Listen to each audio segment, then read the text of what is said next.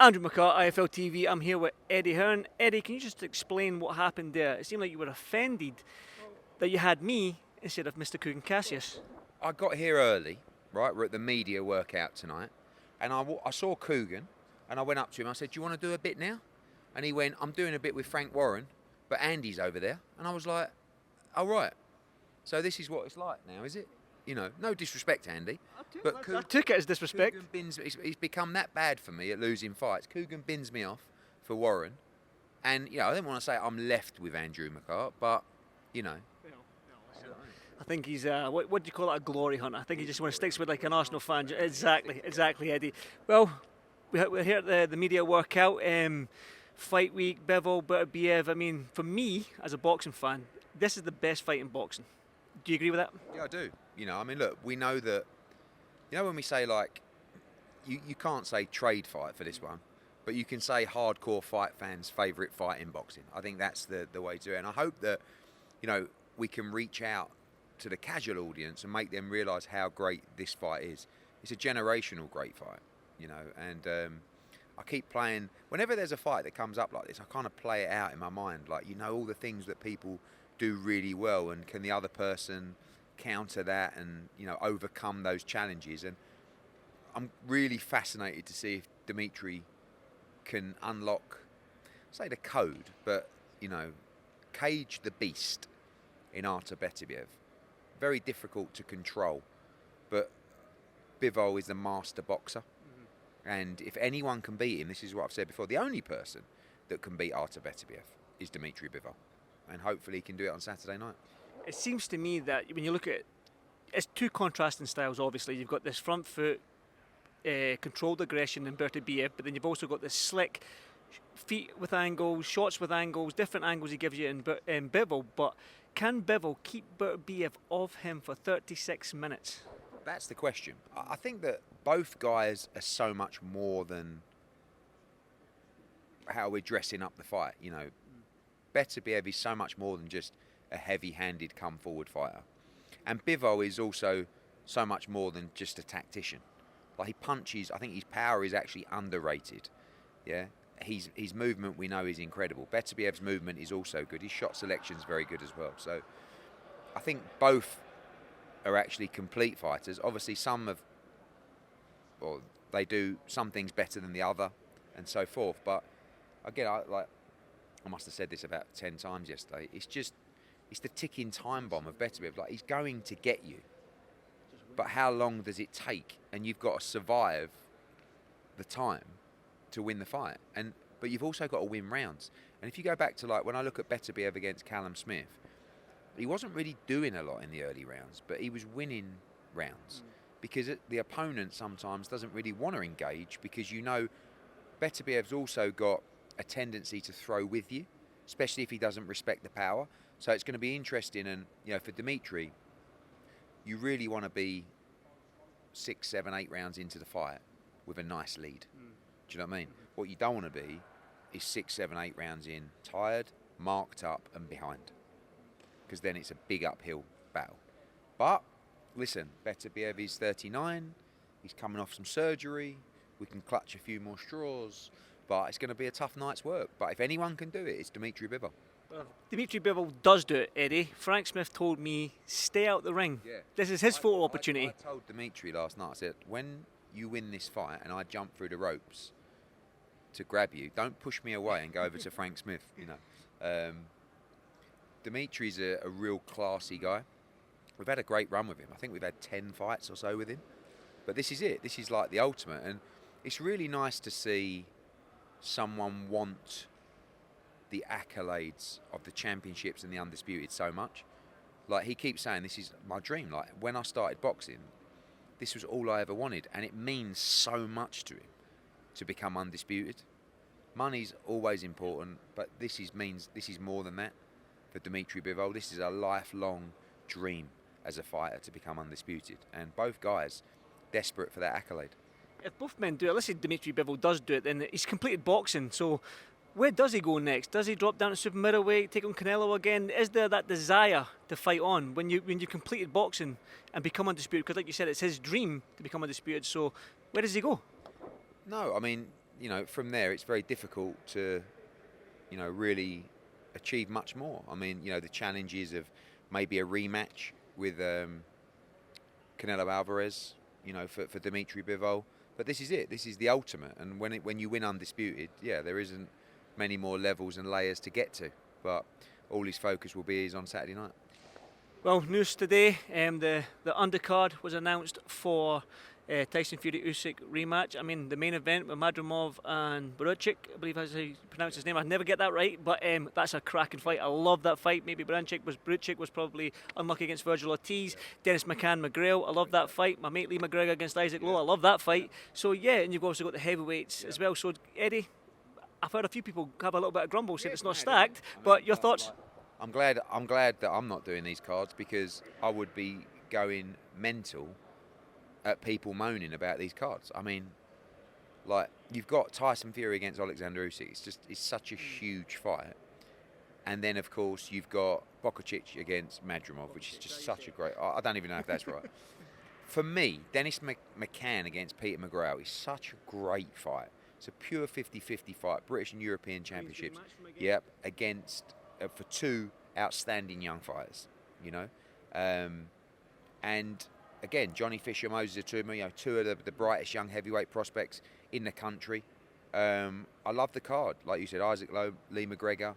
Come on, it's a great night of boxing. And you've got the biggest fight right now in boxing, which is the rematch of Fury Usyk, topping it up. So, I know that obviously everybody wants the world every time, but this is a tremendous fight.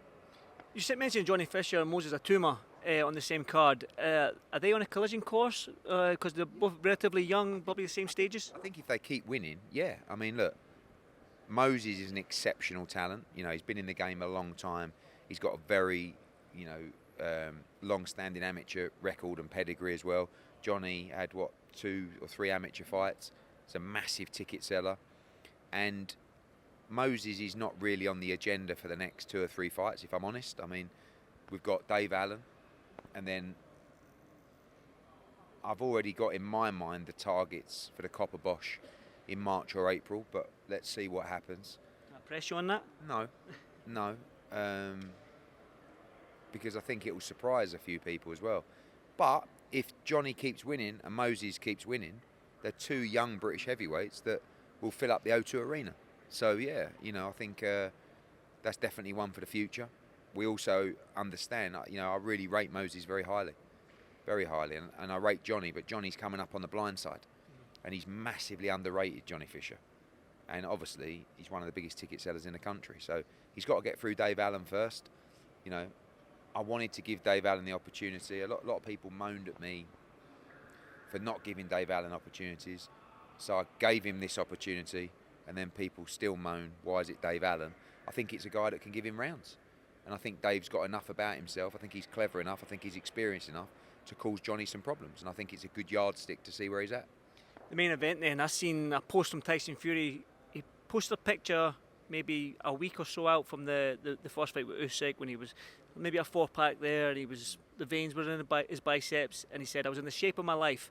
And he posted a picture of him, the Wilder rematch, the second fight, and he's like, this is the real Gypsy King though. So looking at that, are we expecting a 275, 278, 280 pound Tyson Fury going into this rematch? I think that Tyson's got to be much more aggressive. I think he's got to force the pace. He let, in his own words, a middleweight dominate him really in the fight. He let him back him up consistently in the fight, push him back against the ropes. I mean, actually, when you start to think about it, the way that Usyk fought that fight was quite incredible.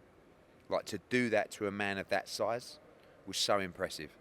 And I think this time he's got to be much more physical, Tyson Fury. So if that means being heavier, I don't know. I mean, whatever We've seen it in the first fight with Wilder and the second fight, how different he was in the approach. I mean, the second fight with Wilder, he really went on the front foot and try to hurt Wilder and push him back. And I think if I'm putting two and two I together, think that's the thing to do. You know, fighters with great footwork, trainers will often tell their opponent, you know, what you got to do is you just got to walk them down and just got to let your hands go. And when you get in range, let them go. It doesn't, like, when someone's got a real strong boxing IQ and great feet, it's not that easy. So it's like when AJ fought Usyk. You know, people were saying, all AJ's got to do is just be the bigger man, walk him down. It doesn't work like that. These guys are serious fighters, and anyone with that kind of footwork and that kind of IQ, you can't just walk them down and think you're going to be successful and break them down. But I think he's got to do something different, Tyson Fury, in this fight. I don't think he can box the same fight and necessarily expect to win. And he did hurt Usyk at times. But I think he's got to dominate him with his size. But where's his punch resistance at? Do you know what I mean? Like, he did get hurt badly by Usyk. Usyk is not a big puncher at heavyweight. He's just not. So it's going to be very interesting. Massive fight. I was myself, George Warren, Spencer Brown. We were with His Excellency today. He was playing out some promos that are coming. Unbelievable. can I not get like an extra on one of these promos, man? I like. This one is the best one I've ever seen. You said that about the last three. It is. It really is. It gave me goosebumps. Really? It's a massive fight.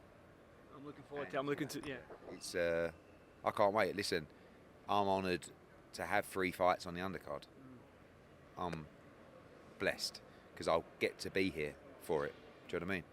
So yeah, good luck to both men in camp. Definitely. Well, you're heavyweight Anthony Joshua. I spoke to a lot of people this week, and a few people have said maybe he should retire. He's earned his money, this, that, and the next thing, and he shouldn't take the immediate rematch. But for me, I don't know Anthony Joshua like you know Anthony Joshua, obviously. But when I look at Anthony Joshua's makeup, and he'll take that rematch. We've seen it against Ruiz after being stopped. We've seen it against Usyk after getting that loss. He took the immediate rematch. So is that immediate rematch, again, me and Coogan was having a discussion, the 5v5, whatever that's going to happen again. Would that headline that? Yeah, if the timings stack up. I mean, yeah, firstly, Anthony's got to make his own decision, and he will take everybody's advice, and then he'll make his own decision. If it's solely up to Anthony without any input, the only thing he would ever do is take the immediate rematch. But when you actually start breaking it down, discussing it with Anthony, you know, thinking about the alternative options, the rematch starts becoming a lot more, I say sensible, because I don't think there's a perfect decision. But the thing, you know, when you say to Anthony, what do you want? And he will say, I want to be world heavyweight champion. So, okay. You have got, in the palm of your hand, a shot at the world heavyweight championship, if you want it. Or you can wait till December. Someone might get injured. You know, the fight could go back to February or March. Then you've got to wait for the winner or loser. Could be the summer, could be September. You'd be out of the ring for a year. And it's like, in boxing, like in life, sometimes when the opportunity presents itself, you've got to go for it. And I don't want him or us or whatever you want to call it to be in the wilderness or in no man's land, you know, waiting for this, waiting to that. Sometimes you've got to take the destiny in your own hands and control the controllable and know what is available and when it's available, and it's there now to be taken. I'll be honest, after the fight, I thought, I think maybe chill out. Do you know what I mean? It's not for him. It's not. He don't want to be chilled out for 3 months, sitting there every day thinking about. Do you know how much it would eat? How much it is eating him up? Although he's taking it well and it's eating him up. He lost a fight. He thinks he should have won, and he wants another crack. Do you know what I mean? And that's a natural fighter, but I expect him to make that decision. But when I start thinking about it and listening to the pros and cons, I lean towards it as well. I know it's dangerous, but let's be honest, we're not. But also, we're no spring chickens in the game. We want another rebuild, another 3 or 4 fights. No interest in that. If we can't beat Daniel Dubois, we're not going to go on and become undisputed. And that's what we're in the game for. And if we can't achieve that anymore, then maybe it's time to look at the future. He can beat him. I know he can. So we will make a decision when His Excellency says, time to make a decision. And that, like fighting Artur Beterbiev, is ticking away. Good stuff. Good to hear. Good to hear. Eddie, I was getting my camera ready to rock and roll yesterday because I thought I was going to get some juicy bits with you and Dalton Smith, and then people were shouting on Ben Shalom, and I was like, yes, let's go. Camera light on, camera action, and then what happened there? There was... No, it was Dalton. Dalton said to me, shall I ask Ben Shalom about Adam Azim fight? I said, yeah, go on. And then Ben, I think he was going anyway, to be fair to him. But yeah, I said to Dalton, I said, ask the question. I mean, I've asked the question on camera. But, yeah, like we're doing our own thing with Dalton. But we would love to fight Adam Azim. You know, I know he's got to fight O'Hara. But I just want... Yeah, in December as well. So the fight wouldn't be till next spring. But I just want to make the best fights in British boxing. And I feel like Dalton Smith, Adam Azim, I mean, it's been ordered before, so there's actually no excuses. But, you know, the problem is people in boxing know how good Dalton Smith is. And Adam Azim cannot beat Dalton Smith. And they know it. So maybe when you do an interview later, you could just... Mr. Shalom, I'll grab an interview with him. You could just say, will you do the fight with Dalton Smith and Adam Azim next? And he'll say, well, you know, that fight, that could happen in 2025. Say, no. But would you do it next? And he'll say, I need to speak to the team. Now, if you want to do the fight, you go 100% bring the fight on. I don't blame them, by the way, because they're trying to protect. But I get a lot of criticism for losing fights. What do you want? Do you want me to? Yeah, but do you want me to stick fighters in great fights, or do you want me to try and protect their records? I'll do that if you want, but it's very boring. It's not really giving you great entertainment. It's like Bivol Beterbiev this week. You know, if we lose, which is a pure 50-50 fight, so Eddie Hearn's lost. All right, I tell you what, I won't put him in against Beterbiev. I'll just keep giving him Zurdo Ramirez and Zinad and Lyndon Arthur and all these fights that actually you'll watch but don't really want to see. We want to push the boundaries. We want to create legacy. We want to give you 50-50 fights. Nice to win some every now and again, but I can't. But I'm not in it just to win fights. I'm in it to give you great fights. Now, if we can win in the process, fantastic. But it doesn't always play out like that. So I want to be remembered for people that said, do you know what? Eddie Hearn was trying to make the big fights. He gave us great fights. Not, he never allowed himself to. I actually used to get criticised for not getting beat. Now I get criticised for getting beat. Well, I just, you know, but put it this way, if I'm getting beat, you know we're taking risks. That's what it's all about, and that's what we're trying to deliver to the fans. A couple more from me, Eddie. I know that Latino night here in Saudi Arabia, you don't have a fighter on it, but will you be out here? Will you come out for that one? No, I mean, it's a Queensbury show. They're promoting the event, and obviously Golden Boy have got their fights on. Ben's got Billum Smith on. Yeah, if I'm around, I'd love to. I love it out here. I really love it out here. So chilled. I mean, the weather, night, so I'm getting used to them as well, yeah, mind you. Weather, I mean, it's a bit. The only thing I struggle with a little bit out here is actually knowing what time it is. I mean, we've just finished a 4-hour meeting, and it's like, is it midnight? Is it? And now the media workout starts at 9 p.m. But we live in a dream, mate. Like, you know, I think that when you go home, listen, I love Britain. I love it. But I never want to leave because it's in me. You know, when I go up to Brentwood High Street, right, I feel like, you know, it's just home. Do you know what I mean? Like, you know where the Starbucks is. They've got the school at the top of the road I used to go to. You know, you've got the boxing club down there. You've got the pitches over there you used to play football on. It's just, you know, mate, it feels good. But you took me out on Billericay, by the way. There you go. Well, that's another part of home. But it's feeling less good lately. Do you know what I mean? And I've seen your sort of interviews you've done reference knife crime and that incident that happened in Southend. You know, I did an interview recently where I said I think there should be a mandatory penalty for carrying a weapon. And I said 10 years. Now, whether that's strong, I mean, the idea is that it's strong. Yeah, it's called a deterrent. And I got approached by someone, I need to go back to them at some point, and they said, look, that's a bad idea, because the problem is at the root of it, the reason that these people are carrying knives. You have to deal with that to stop them carrying it in the first place. And I 100% agree. But you've got to act now.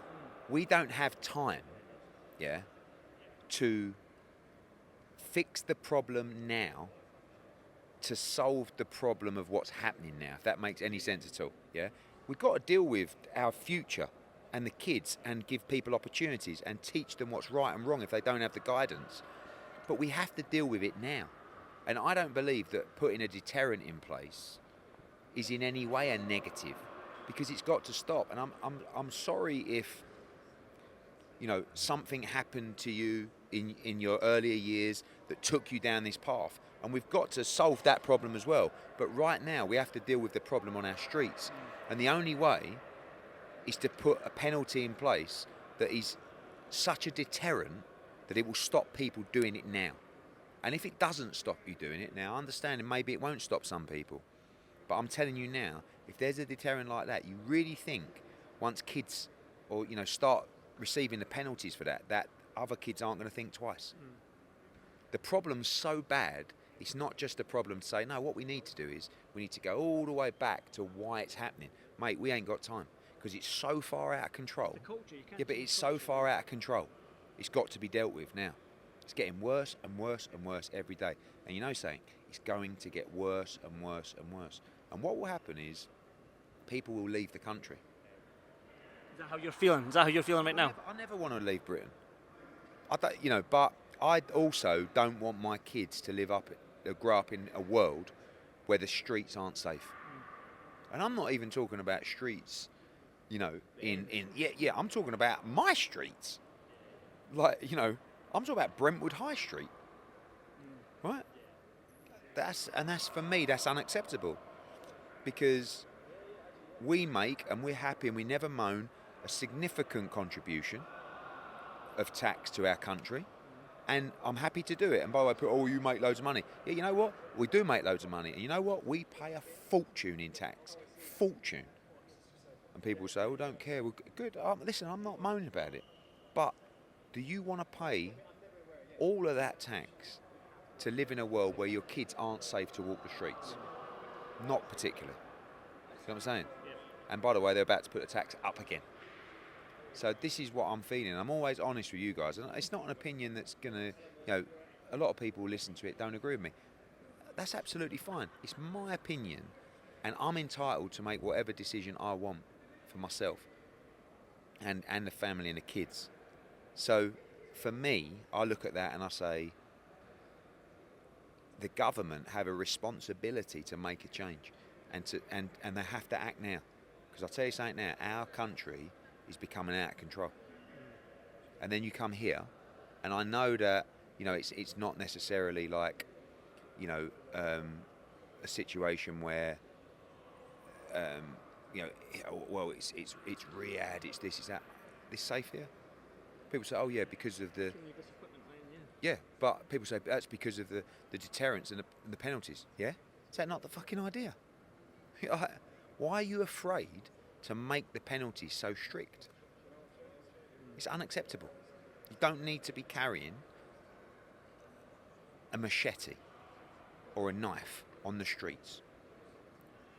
So anyway, that's my little rant. I totally agree with you, because a lot of people have actually been stabbed, so I agree 100% with everything you said there. But on a lighter note, just to do a complete 180, I seen your little clip with Mr. CP over there, Charlie Parsons, and he was talking about Misfits, and you done your usual, mate, tell me can't for you ain't going to do it. Can I ask you an honest opinion, Eddie? Do you think I could do Misfits? Yeah, but I mean, you can fight, yeah? You've got to raise your profile a little bit. Parsons has gone past you on the old profile. Past me about 2 years ago. Yeah, I think you could. I think it's a pretty cool thing to do, to train for a fight. Do you know what I mean? I mean, it would get you in great shape, obviously, and you'd be training properly. But speak to Calla, the main man. Sign yourself up. I was going to get Coogan to be in my corner, man, but like he's never here, so I don't doubt that would happen. Oh, another one. I won, by the way, my pro coaching debut. Yeah, and I took your advice. Yeah, congratulations. Well done. Well done. Thank you very much, Onwards and mate. Yeah, well, thank you, Eddie. I'll catch you in the next one, mate. Thank you.